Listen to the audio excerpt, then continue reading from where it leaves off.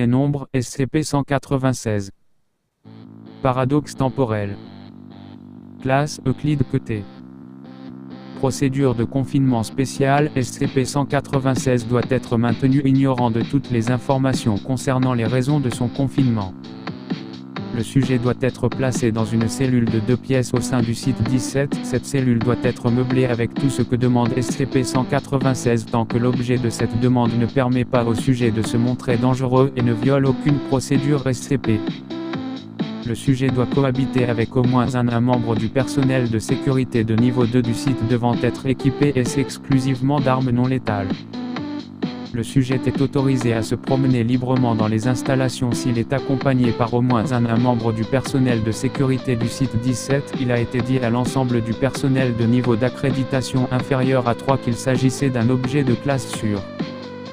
SCP-196 a accepté de porter un bracelet suivi par satellite à la cheville.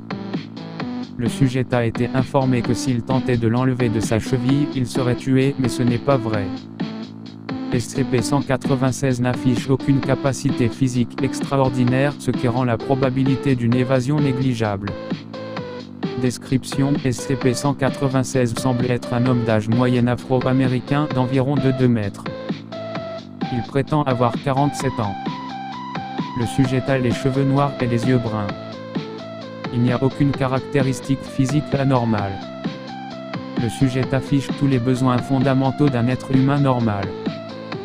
Le sujet possède un QI de 109, un examen psychologique du sujet indique qu'il souffre d'institutionnalisation et du syndrome de Stockholm envers le personnel de sécurité de la Fondation.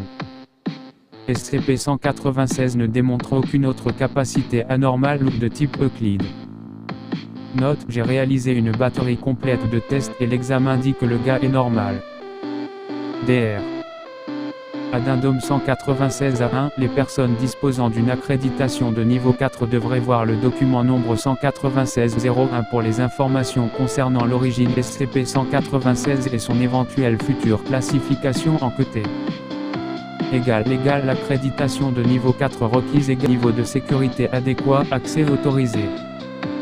Addendum 196 à 1. Document nombre 196-01.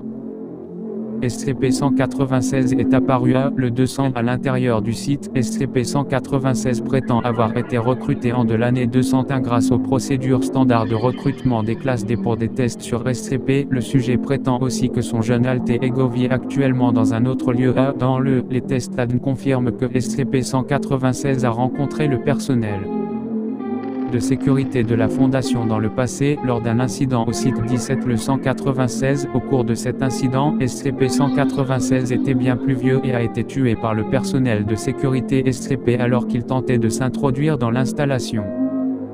SCP-196 n'était, à cette époque, qu'un agresseur seul, mais a été trouvé en possession de SCP et de plusieurs armes. Même si un événement de classe Euclide de cette nature devrait normalement se traduire par la mort de l'individu afin d'empêcher toute possibilité d'un paradoxe catastrophique, l'alter ego de SCP-196 est déjà mort.